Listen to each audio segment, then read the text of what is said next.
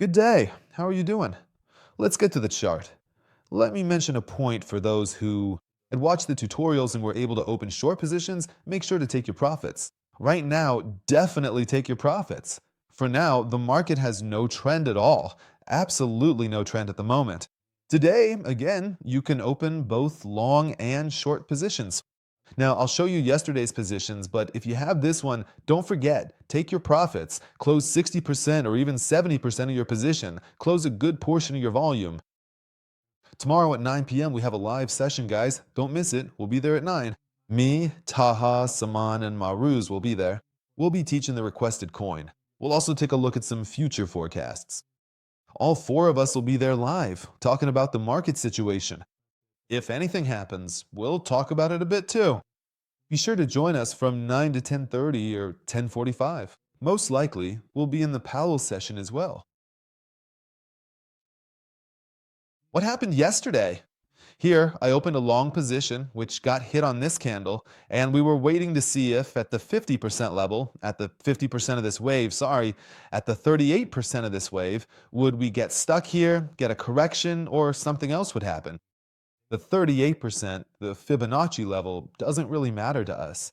Fibonacci isn't that important. It's just about how strong this drop was, how sharply it came down. So here, this one got hit. Ethereum is still open too. Ethereum's still open for now, and I'm not closing it yet. No, I won't close Ethereum either. I just want to make sure that at $3,223, you're not caught up in opening a position. Don't get caught up in opening a position. We'll come back to it. On Ethereum side, then on Bitcoin, when it dropped here and then the candle started moving up, here we had the opportunity to take a short position. We get it. No, we didn't. Why not? No, there was no volume. It wasn't giving us confirmation. For example, the candle size on Bitcoin wasn't interesting, and nothing special happened with the RSI either. It was just another negative bar. Maybe it went up a little, but that didn't really matter much. At the level it was holding, it stayed a bit higher.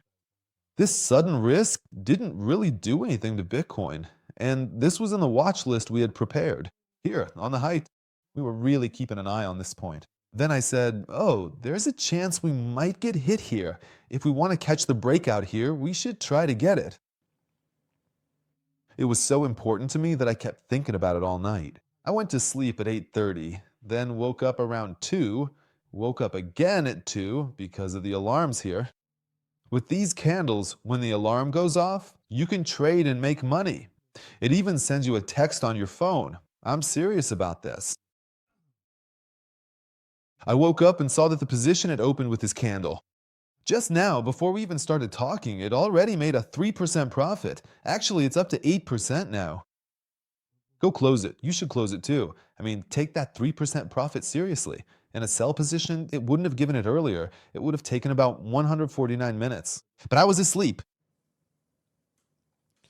At this point, I was pretty much asleep. Otherwise, yeah, it would have given it with this candle. We tried again, made another attempt, but couldn't break through. Then, with an increase in volume and a big candle, we dropped. We started with a setup candle here, for example. We set up a candle, and then we pushed the candle up as if we were about to break a resistance. In these wicks, you can see the buyers trying. They didn't succeed, though. They tried, but the price didn't go their way. The sellers hit hard, pushing the price down. The price is in the seller's control, and the stop is right behind them. Up to this point, it barely managed to give a double top. These are the things I noticed last night. If we look around in other places, we'll find the same pattern again. Let's go back to Bitcoin itself. Let's do a quick run from top to bottom. Let's come here for a second. Let's take a look at this together. We're looking at the 1 hour time frame, guys. This is the Bitcoin/USDT futures chart on Binance, meaning we're looking at the Binance Bitcoin futures chart. My screen is full of buy orders between 82,319 and 82,220. There are a lot of buy orders here. This level that was here, I also mentioned it in my Telegram voice message, it was the same situation. It was full of these orders. All it needed was for a single buy to happen here and this level would break. I mean, if that buy had happened here, Right now, for example, the price was around 94,000, but there was not even a drop of buy-in. Like, not even a tiny bit. Not even one person placing a buy. I mean, with all this that you see here, we see it on this side. Guys, market reads, the same ones where you and I set stop buys, type in market, and go for a market buy. Do you see them here? Just imagine, not even one of these showed up at that moment when we were waiting for this to happen. For example, it would have turned green, but it was all red. Sorry, it was all red. I mean, not even a crumb, nothing at all. Well, what is this one here even, Nate? Let's see. Here we have a whole range of buy orders. Here we have this, there are a lot of buy orders here. And our sells have happened down here, meaning it didn't even touch this order and the price bounced back up. There are heavy buyers here. What happens here could confirm a short-term trend change for us, and that's also a reason to take profit. This is a 1-hour candle, meaning we're looking at it because of the 1-hour candles. We're going to take profit. There's no trend in the market. If I wanted to tell you something else, I'd say there's no trend. On the 4-hour chart, we're ranging, and even on the daily, we're doing the same thing. On the weekly, we're just stuck in the middle of nowhere. There's nothing going on. So it's just this 1 hour and 15-minute candle. We need to get on with our work and our lives. If we want to open a position here, trade here. If not, then we just won't open a position or trade here and we'll wait. For the daily, either it needs to come down and break through this 844,629 level so you can open a short position, or on the daily, it needs to go above 93,592 and make a higher high and low. Only then does your daily time frame come into play. Right now, there's nothing else. This is the only candle we have. This is the only candle we're dealing with, along with the 15. Here, our selling had decreased, so that means the sellers are friendly. They were pushing the price back down, reaching the buy zone, reaching our buy limits, reaching our buyer micro levels. They got scared and didn't continue at all. They didn't even fill these orders, and the price reversed. So for now, in this 1-hour candle and this area, we consider this spot bullish. Does losing this level signal a short position? Yes, losing this level gives us a short position. Okay, so does that mean we should just buy with this candle? No, that's not part of our strategy. For someone who trades with limits or reacts to levels, this candle isn't bad. But for us, that's not part of our strategy. We prefer to see the momentum first, then make our move. That's how we like to do it. Now let's move to our lower time frames. It's 22 days and 19 hours into the month. This candle doesn't give us any story, any scenario, nothing at all. Weekly, it's 5 days and 19 hours. I've already talked about this candle, and as long as we're inside this candle, the stops are small, the entries are quick, and the profits are fast. Except for a few cases, things that I mentioned myself, like Ethereum, for example, which I'm talking about now, or a few random coins. We go through it like this. We take the profit and accept the risk, so that breaking a level is easy. So we don't get caught up at it. Because when it breaks, it's usually a whale breaking it. Will tomorrow have any impact on the market? Maybe Powell's remarks, but not really our news. Why Powell's remarks? Maybe they'll have an impact, but our news really doesn't have much effect. And based on Powell's remarks, we have to see what the forecasts for the coming months and the new year will be. Will he even say how many rate cuts we want to make? Will he talk about that in the new year or not? If it's more than what people expect, if that's the case, the market's profit will be less. It'll turn bearish. Because what happens to the forecasts? It's like predicting the predictions for us. That's important. Right now, we can't say these daily candles are a rejection of what? Well, where is the rejection from? There's no trend, just a single green candle. So does that mean we should go red here too? Should we just dump it? It's not like it's a daily thing here. Let's go to the 4-hour or 1-hour chart. It's different. I'm saying this is coming from the daily. There, it doesn't follow any orders. It's not taking anything from the daily. It's just doing its own thing. On the 4-hour chart, there's a big bullish engulfing candle. After we covered the candle and came down, we had 2 more big green candles here. But now the sellers have taken control of the price again. So come on, just drop already. If it's not dropping, it means the sellers are weak too.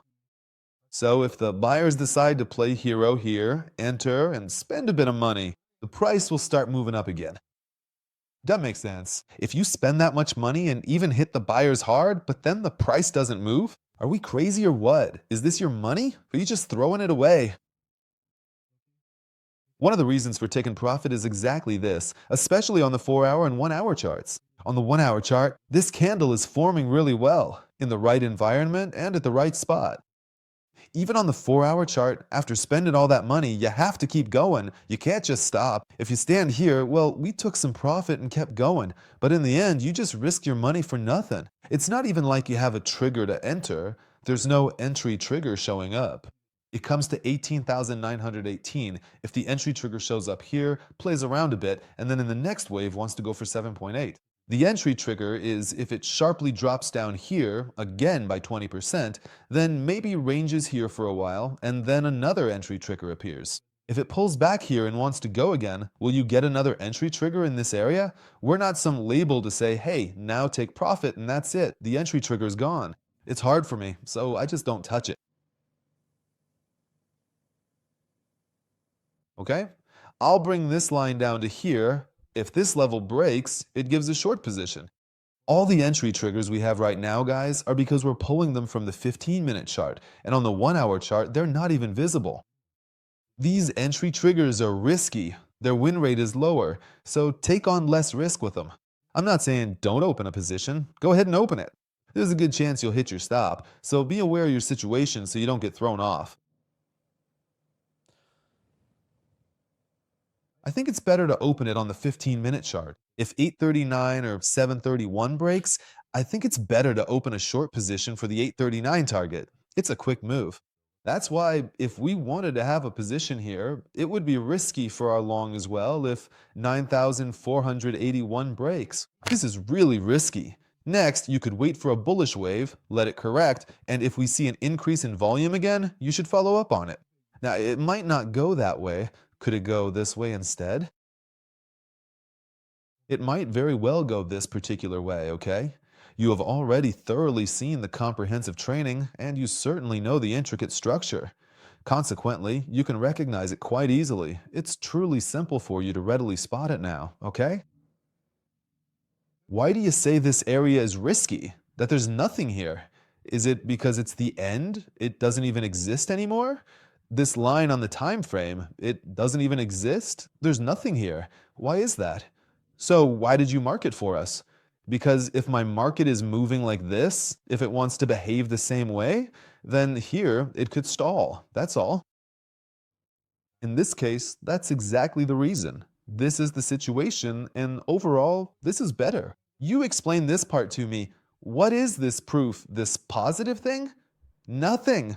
As long as we're above 83,691 on the daily, it's okay. That means there's still hope for an upward move, unless 83,691 gets broken.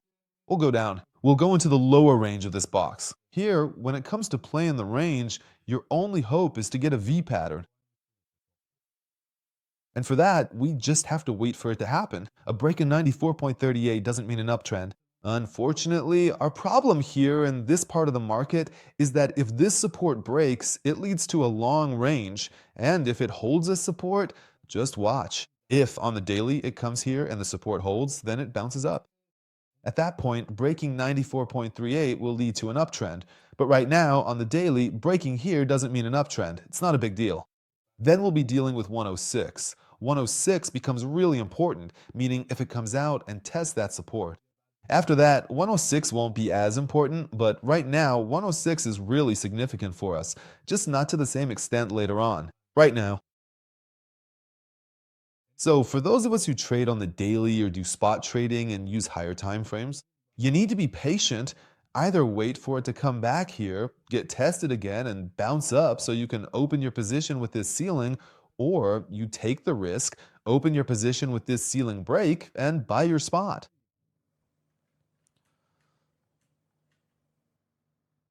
And pray. If we see it goes to 106, we can't do this anymore.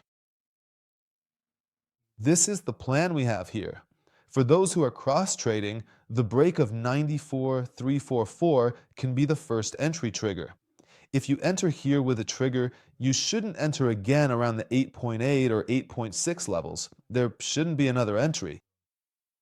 This is a very limited topic, a very limited number. 19% is a number for cross entry. This box here doesn't mean anything at all. It's not significant for anyone. Just leave it. We're moving down into this limited space here. All right, that's it for Bitcoin. That's the situation for Bitcoin in these events. What is Bitcoin dominance doing? Nothing. It's showing the same behavior.